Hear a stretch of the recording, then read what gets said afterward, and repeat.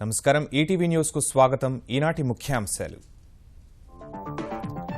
నగదు రహిత ఆర్థిక వ్యవస్థ జీవన విధానాన్నే మార్చేస్తుందన్న ప్రధాని కాంగ్రెస్ కు దేశం కన్నా స్వప్రయోజనాలే ప్రధానమని ఘాటు విమర్శలు పార్లమెంట్ నిరవధిక వాయిదా చివరి రోజున కూడా ఉభయ సభల్లో సాగని కార్యకలాపాలు ప్రతిష్టంభనపై అధికార ప్రతిపక్షాల పరస్పర ఆరోపణలు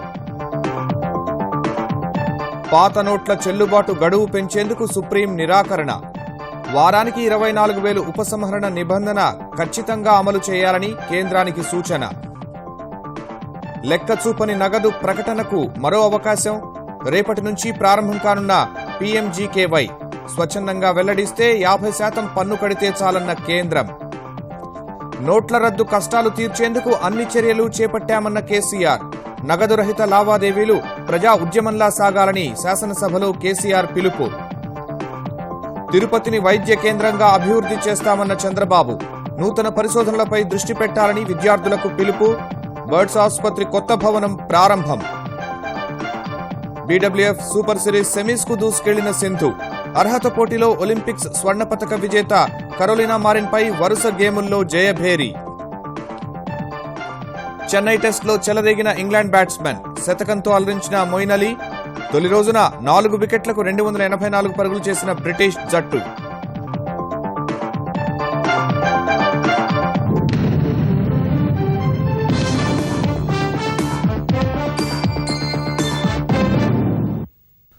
పార్లమెంట్లో ప్రతిపక్షాల వైఖరిపై ప్రధాని నరేంద్ర మోదీ మరోసారి తీవ్ర అసంతృప్తి వ్యక్తం చేశారు చట్టసభల్లో చర్చను అడ్డుకునే పార్టీలకు అవినీతి వ్యతిరేక ఉద్యమాన్ని ఆపే శక్తి లేదని తేల్చి చెప్పారు చట్టాలు చేసి అమలు చేసే దమ్ములేని కాంగ్రెస్ కు తమ అవినీతి వ్యతిరేక చర్యలను అడ్డుకునే హక్కే లేదన్నారు కాంగ్రెస్ కు దేశం కంటే పార్టీనే ప్రధానమన్న మోదీ నల్లధనంపై పోరులో కలిసి వచ్చే వారితో ముందుకెళ్తామని స్పష్టం చేశారు నగదు రహిత లావాదేవీలపై ప్రజలకు అవగాహన కల్పించాలని భారతీయ జనతా పార్టీ ఎంపీలకు పిలుపునిచ్చారు పార్లమెంటు కార్యకలాపాలు జరగకుండా అడ్డుకున్న కాంగ్రెస్ నేతృత్వంలోని విపక్షాలపై ప్రధానమంత్రి నరేంద్ర మోదీ విరుచుకుపడ్డారు గతంలో ప్రభుత్వ కుంభకోణాలకు వ్యతిరేకంగా ప్రతిపక్షాలు ఆందోళన చేస్తే ఇప్పుడు అవినీతి నల్లధనానికి వ్యతిరేకంగా పోరాడుతున్న ప్రభుత్వానికి వ్యతిరేకంగా కాంగ్రెస్ ఆందోళన చేస్తోందని భారతీయ జనతా పార్టీ పార్లమెంటరీ సమావేశంలో ధ్వజమెత్తారు పెద్ద నోట్ల రద్దు ద్వారా దేశంలో అవినీతికి ఆస్కారం లేకుండా తాము చేస్తుంటే కాంగ్రెస్ అడ్డుకునే ప్రయత్నం చేస్తోందని మోదీ ధ్వజమెత్తారు కాంగ్రెస్ అవినీతికి కొమ్ము కాస్తోందని చెప్పడానికి 1988లో తెచ్చిన బినామీ ఆస్తుల చట్టం అమలు చేయకుండా విస్మరించడమే నిదర్శనమని వివరించారు 1988 में बेनामी संपत्ति के लिए आप कानून पास करते हो और इतने साल बीतने के बाद भी उसको नोटिफाई नहीं करते हो अब इस सरकार ने आकर के समयानुकूल परिवर्तन किया और परिवर्तन करके उसको नोटिफाई कर दिया अब मान लीजिए मैं आगे कोई कदम उठाऊंगा अब फिर चिल्लाएंगे कि मोदी ने जल्दबाजी क्यों कर दी आपने 88 से अब तक उसको लागू नहीं किया देश में बेनामी संपत्ति इकट्ठी करने वालों को खुली छूट दे दी और ये सरकार कानून पारित कर चुकी है नोटिफाई कर चुकी है लागू करने के लिए कदम उठाएगी फिर आप चिल्लाना शुरू करोगे क्या देश ऐसे चलाओगे क्या ये सारी मुसीबत की जड़ ये है कि इनके लिए देश से बड़ा दल है हमारे लिए दल से बड़ा देश है అవినీతిని నిర్మూలించే క్రమంలో నిజాయితీపరులకు ఎలాంటి ఇబ్బందులు లేకుండా తమ ప్రభుత్వం చర్యలు చేపట్టిందని ప్రధాని చెప్పారు అందుకే పాత నోట్లను తమ ఖాతాల్లో వేసుకుంటున్న వారిని వేధించరాదని అధికారులకు స్పష్టం చేసినట్లు తెలిపారు मैंने सरकार के सभी अधिकारियों से कह दिया है पुराना कोई पोस्टमार्टम नहीं करना है वरना आप किसी को भी मुख्य धारा में ला ही नहीं पाओगे मैं लेबर मिनिस्ट्री से भी कहा है ये अफसरशाही नहीं चलेगी बहुत साफ हूं मैं इस देश के सामान्य मानवीय के लिए ये सरकार जितना सकारात्मक कर सकती है उस करने के पक्ष में हूं और इसलिए 8 नवंबर के बाद जो भी मुख्य धारा में आना चाहते हैं उनको अवसर मिलना चाहिए और ये डिजिटल व्यवस्था के कारण ये संभव होगा और देश का हर व्यक्ति जी ये अफसरशाही का जुल्म सहने को तैयार नहीं है हम उससे मुक्त कराना चाहते అవినీతి నిర్మూలనలో డిజిటల్ ఆర్థిక వ్యవస్థ కీలకమన్న మోదీ అది దేశ ప్రజల జీవన విధానంగా మారాలని పిలుపునిచ్చారు ఇందుకు భాజపా ఎంపీలు కృషి చేయాలన్నారు और मैंने पहले दिन कहा है 50 दिन मुश्किल है मुश्किलें बढ़ती जाएगी लेकिन 50 दिन के बाद मुश्किलें कम होते होते होते स्थिति नॉर्मल होने में देर नहीं लगेगी ये डिजिटल सिर्फ कागज की नोटें कम करने का कार्यक्रम नहीं है जी ये पूरी तरह वे ऑफ लाइफ बदलने का कार्यक्रम है एक वे ऑफ इकोनॉमिक सिस्टम को बदलने का कार्यक्रम है और दुनिया में उन्हीं देशों ने प्रगति की है जिन्होंने इन बदलाव को समय रहते हुए स्वीकार किया है। हम लोगों का ये प्राइम रिस्पांसिबिलिटी होनी चाहिए कि हम इस बात को आगे बढ़ाएं। బంగ్లాదేశ్ విమోచన దినోత్సవం సందర్భంగా భారత సైనికుల పరాక్రమాన్ని గుర్తు చేసిన మోదీ అమర జవాన్లకు శ్రద్ధాంజలి ఘటించారు. లెక్కల్లో చూపకుండా అక్రమంగా పోగేసిన నల్లధనాన్ని తెల్లగా మార్చుకునేందుకు కేంద్రం ఇచ్చిన మరో అవకాశమైన ప్రధానమంత్రి గరీబ్ కళ్యాణ్ యోజన పీఎంజీకేవై రేపటి నుంచి అమల్లోకి రానుంది. ఈ పథకం 2017 మార్చి 31 వరకు అమల్లో ఉంటుందని తెలిపిన కేంద్ర రెవెన్యూ శాఖ ఇప్పటి వరకు నల్లధనాన్ని బ్యాంకుల్లో జమ చేయకుండా దాచిన వాళ్లు పీఎంజీకేవైని సద్వినియోగం చేసుకోవాలని సూచించింది. లెక్కచూపని నగదులో 50% చట్టపరమైనదిగా మార్చుకోవచ్చని చెప్పిన కేంద్రం ఆ మొత్తంలో 25% వెంటనే తిరిగి ఇవ్వనున్నట్టు తెలిపింది. మరో 25% 4 ఏళ్ల తర్వాత ఇవ్వనున్నట్టు వెల్లడించింది. మిగిలిన మొత్తాన్ని పేదల అభ్యున్నతి కోసం ఖర్చు చేస్తామని వివరించింది. పీఎంజీకేవై తర్వాత కూడా వెల్లడించని వాళ్లను ఐటీ శాఖ గుర్తిస్తే 85% వరకు పన్ను వసూలు చేయనున్నట్టు కేంద్రం తెలిపింది. పీఎంజీకేవై కింద ఆదాయం వెల్లడించే వారి వివరాలు గోప్యంగా ఉంచుతామని స్పష్టం చేసింది. అటు దేశవ్యాప్తంగా ఐటీ అధికారులు జప్తు చేసిన 393 కోట్ల రూపాయల నగదు, బంగారానికి సంబంధించి 3000 నోటీసులు ఇచ్చినట్టు ఐటీ శాఖ తెలిపింది. और ये स्कीम की अंतिम अवधि होगी 31 मार्च 2017।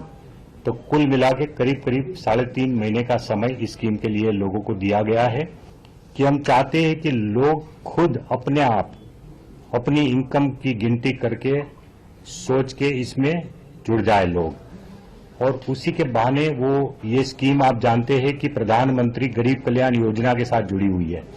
मतलब कि इसकी जो धनराशि है, मोस्ट पार्ट ऑफ द धनराशि वो गरीबों के कल्याण में इसमें यूज होगी.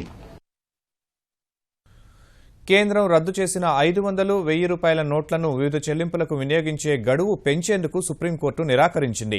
ఇదే సమయంలో ఖాతాదారులు వారానికి 24,000 రూపాయలు ఉపసంహరించుకునే నిబంధనను ఖచ్చితంగా అమలు చేయాలని కేంద్రాన్ని ఆదేశించింది. మరోవైపు పెద్ద నోట్ల రద్దుపై నవంబర్ 8న ప్రధాని చేసిన ప్రకటనను సవాల్ చేస్తూ దాఖలైన పిటిషన్లను 5 సభ్యుల విస్తృత ధర్మాసనానికి బదిలీ చేసిన సుప్రీంకోర్టు నోట్ల రద్దుకు సంబంధించి వివిధ హైకోర్టుల్లో దాఖలైన పిటిషన్లపై సాగుతున్న విచారణలు నిలిపివేయాలని ఆదేశించింది.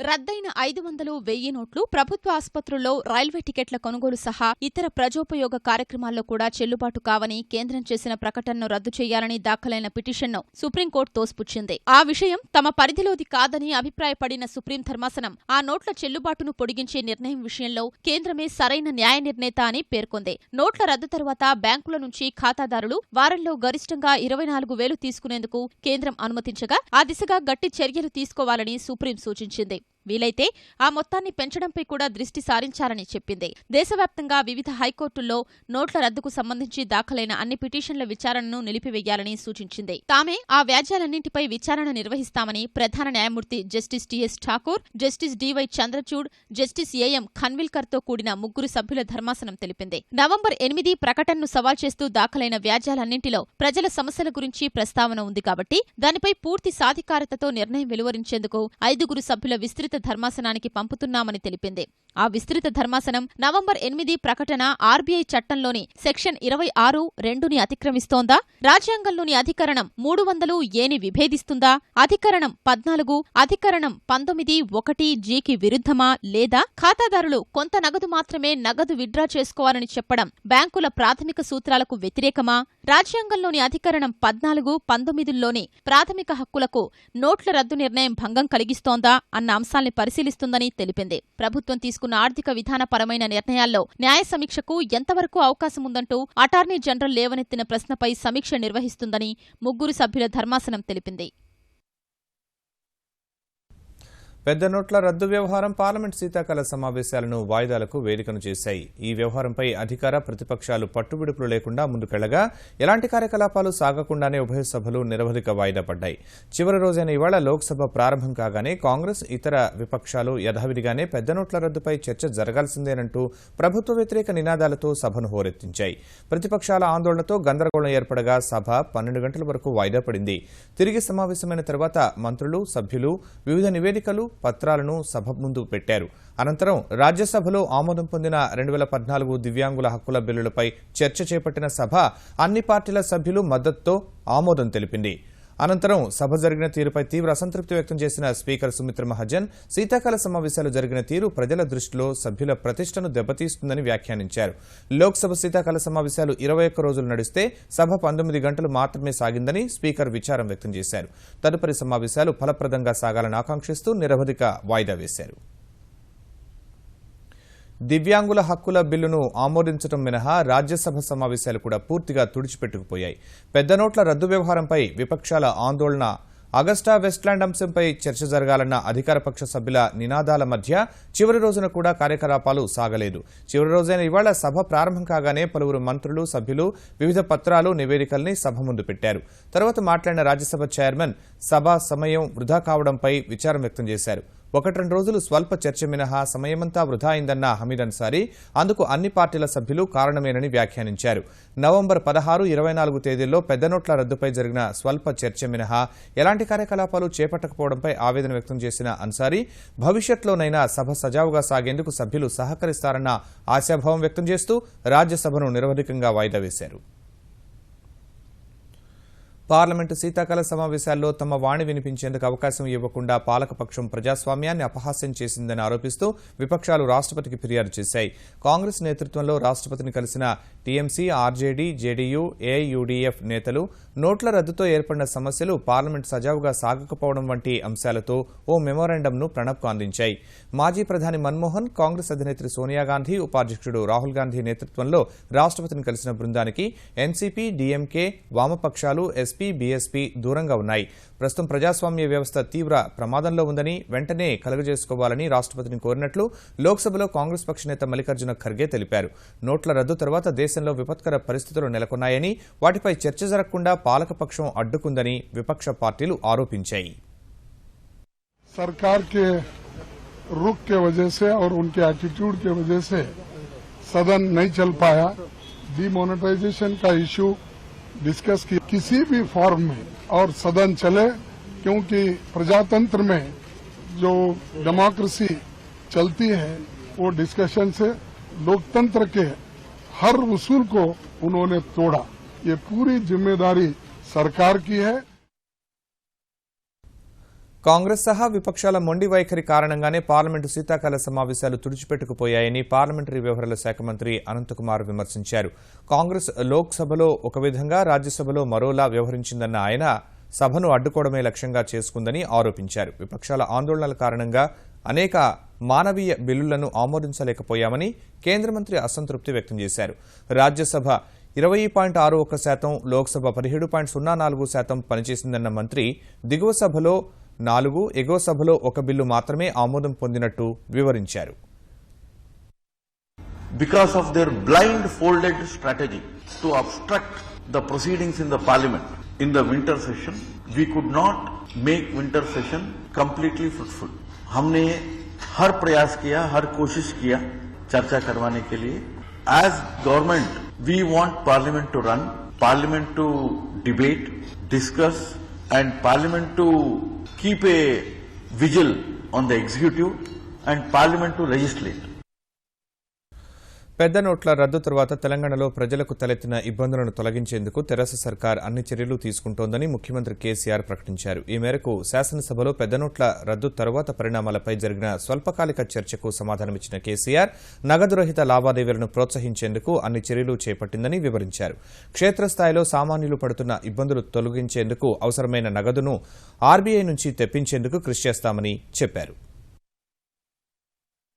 తెలంగాణ శాసనసభ శీతాకాల సమావేశాల్లో తొలి రోజునే కేంద్రం తీసుకున్న పెద్ద నోట్ల రద్దు నిర్ణయం తరువాత తెలంగాణలో తలెత్తిన పరిస్థితులపై స్వల్పకాలిక చర్చ జరిగింది. ఈ అంశంపై ప్రకటన చేసిన ముఖ్యమంత్రి కేసీఆర్ తెరాస సర్కార్ కేంద్రం నిర్ణయాన్ని స్వాగతిస్తోందని చెబుతూనే కేవలం నగదు రూపంలోనే కాకుండా ఇతర మార్గాల్లోని నల్లధనాన్ని కట్టడి చేసేందుకు మరిన్ని చర్యలు చేపట్టాలని కోరారు. నగదు కొరత తీర్చాలని రిజర్వ్ బ్యాంకు 2 సార్లు లేఖ రాసినట్టు తెలిపిన ఆయన వృద్ధులు, మహిళలకు ఇబ్బందులు లేకుండా బ్యాంకుల వద్ద ప్రత్యేక వరుసలు ఏర్పాటు చేయాలని బ్యాంకర్లను కోరినట్లు తెలిపారు. ఇదే సమయంలో నగదు రహిత లావాదేవీలు ప్రోత్సహించే చర్యలు చేపట్టినట్టు వివరించారు. ఆర్బీఐ ఇచ్చిన లెక్కల ప్రకారం ఇప్పటిదాకా మన రాష్ట్రానికి వచ్చిన నగదు 19,109 కోట్ల రూపాయలు. రాష్ట్ర వ్యాప్తంగా బ్యాంకులలో ప్రజలు డిపాజిట్ చేసిన మొత్తం 57,479 కోట్ల రూపాయలు. పెద్ద నోట్ల రద్దు తర్వాత ఉత్పన్నమైన పరిస్థితిని ప్రభుత్వం జాగ్రత్తగా అంచనా వేసి రాష్ట్ర ఆర్థిక వ్యవస్థ గాడి తప్పకుండా ఉండేందుకు తగిన చర్యలు తీసుకున్నది. ప్రజలలో విశ్వాసం కలిగించే విధంగా నగదు రహిత లావాదేవీల కోసం టీఎస్ వ్యాలెట్ ను ప్రభుత్వం ప్రజల్లోకి తీసుకుని రాబోతున్నది. అనంతరం మాట్లాడిన ప్రతిపక్ష సభ్యులు నోట్ల రద్దు వల్ల ప్రజలు పడుతున్న ఇబ్బందులు సభకు వివరించారు. జాతీయ విపత్తు, సునామీ, తుపాను వచ్చినప్పటికంటే ఎక్కువ కష్టాలు పడుతున్నారని ఆవేదన వ్యక్తం చేశారు. ప్రస్తుత సంక్షోభం నుంచి బయటపడేందుకు కొన్ని సూచనలు చేశారు. आफ्टर दिस डिमोनेटाइजेशन एटीएम्स में पैसा नहीं है, लोग खतार में हैं, परेशान हैं, मुसीबत में हैं, शादियों के लिए परेशान हैं, बीमार इलाज के लिए परेशान है, किसान जिरात के लिए परेशान है, डेली वेजेस वाला रोजी रोटी के लिए परेशान है. ये परेशानी को दूर करने के लिए आपके पास क्या मंसूबे हैं बताइए. हम भी आपका ताउन करेंगे इस मसले में, लेकिन खुदा के लिए बीजेपी की इतनी ज्यादा वकालत मत करिए. Thank you sir. సులువు చేయడానికి ఏ మార్గాలు అనుసరించాలనేటువంటిది ఇవాళ కేంద్ర ప్రభుత్వం ఆలోచించాలి, మనం కూడా వీలైనంత ఈ ముందస్తు ఆలోచన చేస్తే బాగుండేది కదా అనేటువంటిది మా ఉద్దేశం అధ్యక్ష. రైతులకు ఇత్తనాలు కొనుగోలు చేయటంలో కానీ, ఎరువులు ఇవ్వటంలో కానీ ఈ సీజన్కు ఇబ్బంది జరగకుండా చూడాల్సినటువంటి అత్యవసరం ఉంది. తర్వాత సర్క్యులేషన్కు మనీ ఇంకా ఎక్కువ తెప్పించి పరిష్కారాలను అవటానికే మీరు ప్రయత్నం చేయాలి. నగదు విడ్రాయల్స్ కు పేద ప్రజలకు అందుబాటులోకి తీసుకొని రావాలి. గ్రామీణ ప్రాంతాలలో ఉండే ఐకేపీ మహిళా సంఘాలకు ఈ పనిని అప్పగిస్తే కూడా వాళ్ళు సమర్థవంతంగా దీన్ని నిర్వహిస్తారు కాబట్టి వాళ్ళకి ఇవ్వాల్సిన అవసరం ఉన్నది సార్. నగదు రహిత లావాదేవీలు చేయాలంటే స్వైపింగ్ మిషన్ ఉండాలి సార్. కాబట్టి ఈనాడు రాష్ట్ర ప్రభుత్వము చిన్న వ్యాపారస్తులు ఎవరైతే ఉంటారో వాళ్ళందరికీ కూడా ప్రభుత్వము ఉచితంగానే ఈ నగదు రహిత స్వైపింగ్ మిషన్లు వాళ్లకు ఇవ్వాల్సిన అవసరం ఉంది సార్. అనంతరం ప్రతిపక్షాల సందేహాలను నివృత్తి చేసే ప్రయత్నం చేసిన కేసీఆర్ వారు ఇచ్చిన సూచనలను పరిగణలోకి తీసుకుని కేంద్రానికి నివేదిస్తామని చెప్పారు. కొంత ఇబ్బంది ప్రజలకు వచ్చిన మాట వాస్తవం. ఈ సందర్భంలో వాళ్ళలో ఒక పానిక్ కల్చర్ తీసుకురావడం కరెక్ట్ కాదు, ఒక భయోత్పాత వాతావరణం తీసుకురావడం కరెక్ట్ కాదు. నిర్ణయం మనది కాదు, అంశం కేంద్రం పరిధిలోనిది, వారికి సంపూర్ణ అధికారం ఉంది. కాబట్టి మనం ఫాలో కావడమే తప్ప మనకి ఇంకో గత్యంతరం లేదు. ప్రజలను నగదు రహిత లావాదేవీల వైపు ప్రోత్సహించడం, ఎంత త్వరగా మనము నగదు రహితంగా ట్రాన్సాక్షన్ చేయడం పెంచితే అంత లాభం మన రాష్ట్రానికి జరుగుతుంది. ఇది ఒకళ్ళు అనుకుంటే కాదు, ఎక్కడికక్కడ బ్యాంకర్స్ ముందుకు రావాలి. ఆ విద్యార్థులు, కాలేజీ విద్యార్థులు ప్రతి గ్రామంలో ఉన్నారు, వాళ్ళకి ట్రైనింగ్ ఇవ్వాలి. 30th డిసెంబర్ తర్వాత రాష్ట్ర ప్రభుత్వం కూడా పెద్ద ఎత్తున ఒక 15 రోజుల పాటు మొత్తం రాష్ట్రం అంతా ఒక వెల్లువలాగా విప్లవంలా కూడా పోవాలని ప్రయత్నం చేస్తా ఉన్నాం. గౌరవ శాసనసభ్యులు కూడా నా ప్రార్థన, మీరందరూ దయచేసి మీ కాన్స్టిట్యూన్సీలో చేయండి. ఈ రోజు సభలో జరిగిన చర్చ సారాంశాన్ని కూడా వీలైనంత తొందరగా నేను కేంద్ర ప్రభుత్వానికి తప్పకుండా చేరవేస్తాను. ప్రజలు కూడా నగదు రహిత లావాదేవీల వైపు మళ్లాలని పిలుపునిచ్చిన కేసీఆర్ యువత, ప్రజాప్రతినిధులు, మేధావులు ఈ దిశలో అవగాహన కల్పించాలని కోరారు. అనంతరం సభ రేపటికి వాయిదా పడింది. ఆధ్యాత్మిక నగరి తిరుపతిని ప్రముఖ వైద్య కేంద్రంగా కూడా తీర్చిదిద్దుతామని ముఖ్యమంత్రి చంద్రబాబు తెలిపారు. తిరుపతిలో సుడిగాలి పర్యటన నిర్వహించిన ఆయన పలు అభివృద్ది పనులను ప్రారంభించారు. తిరుపతిలో ఉన్న ఆసుపత్రులు, వైద్య కళాశాలలను అన్నింటినీ ఒకే గొడుగు కిందకు తీసుకొచ్చి పేదలకు మెరుగైన వైద్య సేవలు అందేలా కృషి చేస్తామని ఉద్ఘాటించారు. తిరుమల తిరుపతి దేవస్థానం నిర్వహిస్తున్న బాలాజీ వికలాంగుల శస్త్రచికిత్స పరిశోధన పునరావాస కేంద్రం బర్డ్ నూతన భవనాన్ని ముఖ్యమంత్రి చంద్రబాబు ప్రారంభించారు. అత్యాధునిక హంగులతో ఆసియాలోనే అతిపెద్ద ఎముకల వ్యాధి శస్త్రచికిత్సా కేంద్రంగా రూపొందించిన బర్డ్ వైద్యశాలలోని ఆపరేషన్ థియేటర్లు, పరిశోధనాశాల, రేడియాలజీ విభాగం, ఎక్స్రే విభాగం, ఫిజియోథెరపీ విభాగం, అదనపు పడకల గదులు, ఓపీ సెంటర్, ఇతర విభాగాల గదులను పరిశీలించారు. అందులో చికిత్స పొందుతున్న రోగులకు వైద్య సేవలు అందుతున్న తీరును అడిగి తెలుసుకున్న ఆయన దివ్యాంగులకు కృత్రిమావయవాలను పంపిణీ చేశారు. ఇప్పుడు జగదీష్ ఆధ్వర్యంలో అయితే ఒక డెడికేటెడ్ టీం రాత్రింబగల్లో పనిచేస్తున్నారు. ఉదయం 5 గంటలకు వస్తే రాత్రి మళ్లీ సాయంత్రం 6 గంటలకు ఇంటికి పోయే పరిస్థితి వస్తోంది.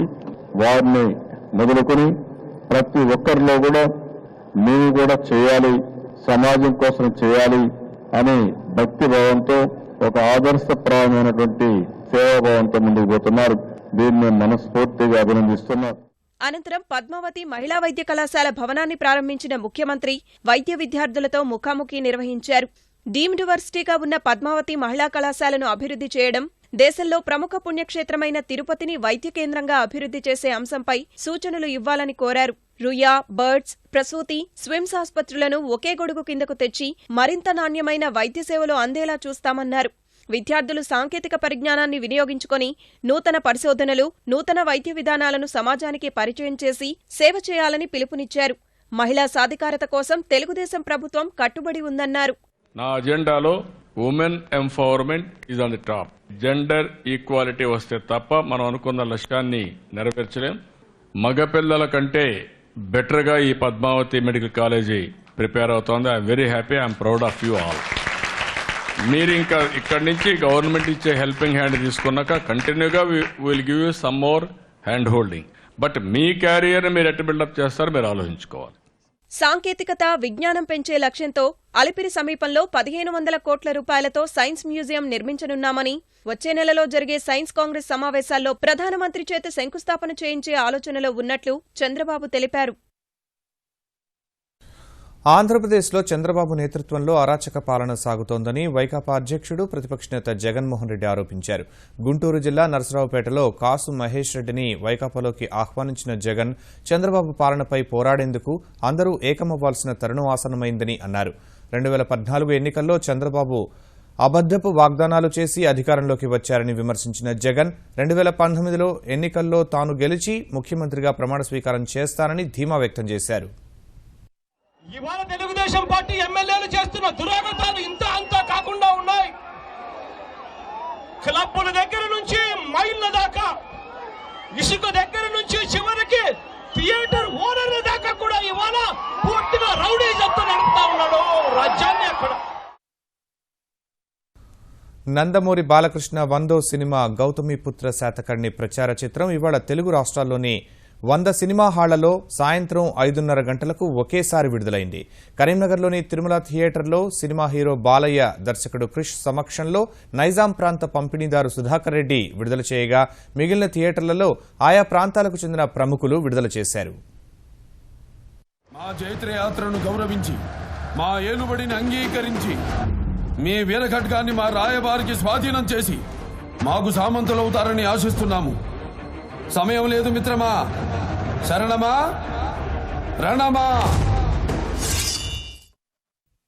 దేశవ్యాప్తంగా తీవ్ర సమస్యలు ఎదుర్కొంటున్న రైతులను ఆదుకునేందుకు వెంటనే వ్యవసాయ రుణాలు మాఫీ చేయాలని కాంగ్రెస్ ఉపాధ్యక్షుడు రాహుల్ గాంధీ కేంద్రానికి విజ్ఞప్తి చేశారు.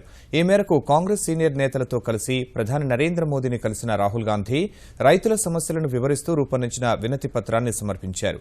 ఈ వినతి పత్రంలో పెద్ద నోట్ల రద్దు తర్వాత దేశవ్యాప్తంగా రైతులు పెట్టుబడికి నగదు దొరక్క తీవ్ర ఇబ్బందులు పడుతున్నారని వివరించిన కాంగ్రెస్ ఈ సమస్యను వెంటనే పరిష్కరించేందుకు గ్రామీణ ప్రాంతాల్లో నగదు సరఫరాను పెంచాలని కోరారు. అంతర్జాతీయ విపణిలో ముడి చమురు ధరలు పెరగడంతో పెట్రోల్, డీజిల్ ధరలను చమురు సంస్థలు మరోసారి పెంచాయి. లీటర్ పెట్రోల్పై ₹2.21, లీటర్ డీజిల్పై ₹1.79 పెంచుతున్నట్టు ప్రకటించాయి. ఈ ధరలు ఈ అర్ధరాత్రి నుంచి అమల్లోకి రానుండగా పెరిగిన ధర మొత్తంపై పడే పన్ను కలుపుకుంటే పెట్రోల్, డీజిల్ ధర మరింత ఎక్కువే పెరగనుంది. తెలుగు తేజం PV Sindhu badminton world federation super series సెమీస్కు దూసుకువెళ్లింది. రియో ఒలింపిక్స్లో ఫైనల్లో తనను ఓడించిన కరోలినా మారిన్పై 21-17, 21-13 తేడాతో సింధు విజయం సాధించింది. గ్రూప్ బిలో రెండో విజయంతో సెమీస్కు అర్హత సాధించిన సింధు సెమీస్లో దక్షిణ కొరియా క్రీడాకారిణి జి హ్యూన్ సింగ్తో తలపడనుంది. భారత జూనియర్ హాకీ జట్టు వరల్డ్ కప్ ఫైనల్కు దూసుకెళ్లింది. సెమీస్లో ఆస్ట్రేలియాను పెనాల్టీ షూటౌట్లో 4-2 తేడాతో ఓడించిన భారత్ జూనియర్లు 15 ఏళ్ల తర్వాత హాకీ జూనియర్ వరల్డ్ కప్లో భారత్ను ఫైనల్కు చేర్చి రికార్డు సృష్టించారు. 2001లో హోబర్డ్లో వరల్డ్ కప్ నెగ్గిన తర్వాత ఇప్పటి వరకు భారత్ ఫైనల్కు వెళ్లలేదు. లక్నోలోని స్థానిక మేజర్ ధ్యాన్ చంద్ ఆస్బోటర్ఫ్ మైదానంలో జరిగిన ఈ మ్యాచ్లో ద్వితీయార్ధంలో భారత్ 2 గోల్స్ సాధించి 2-0తో ముందంజ వేసింది. ఆ తర్వాత వరుసగా ఆసీస్ 2 గోల్స్ చేయగా మ్యాచ్ పెనాల్టీ షూటౌట్కి దారితీసింది.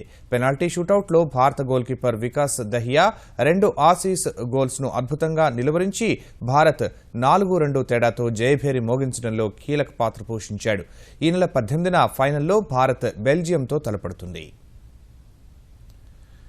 చెన్నైలో జరుగుతున్న చివరి టెస్టు మ్యాచ్లో భారత బౌలర్లను సమర్థంగా ఎదుర్కొన్న ఇంగ్లాండ్ తొలి ఇన్నింగ్స్లో భారీ స్కోరుకు బాటలు వేసుకుంది. ఆల్రౌండర్ మొయిన్ అలీ శతకం, వన్డౌన్ బ్యాట్స్మెన్ జో రూట్ సమయోచిత బ్యాటింగ్తో తొలి రోజు ఆట ముగిసే సమయానికి 4 వికెట్లకు 284 పరుగులు చేసింది. ఈ మ్యాచ్లో టాస్ గెలిచి బ్యాటింగ్ ఎంచుకున్న ఇంగ్లాండ్కు ఆదిలోనే ఎదురుదెబ్బ తగిలింది. ఓపెనర్లు కీటన్ జెన్నింగ్స్, అలిస్టర్ కుక్ వెంటనే వెనుదిరగ్గా ఇంగ్లాండ్ 21 పరుగులకే 2 వికెట్లు కోల్పోయింది. ఈ దశలో జో రూట్, మొయిన్ మొయిన్ అలీ 3వ వికెట్కు 146 పరుగులు జోడించి ఇన్నింగ్స్ గాడిలో పెట్టారు. ఈ క్రమంలో 88 పరుగులు చేసిన జో రూట్ను జడేజానే పెవిలియన్ చేర్చగా అనంతరం వచ్చిన బెయిర్స్టోతో కలిసి ఇన్నింగ్స్ కొనసాగించిన మొయిన్ అలీ శతకాన్ని పూర్తి చేసుకున్నాడు. 4వ వికెట్కు 86 పరుగులు జోడించిన తర్వాత 49 పరుగులు చేసిన బెయిర్స్టోను జడేజానే వెనక్కి పంపాడు. చివరకు మొయిన్ అలీ 120, బెన్ స్టోక్స్ 5 పరుగులతో క్రీజ్లో ఉన్నారు. భారత బౌలర్లలో జడేజా 3, ఇషాంత్ 1 వికెట్ తీసుకున్నారు. ఏటీవీ న్యూస్ సమాప్తం. నమస్కారం.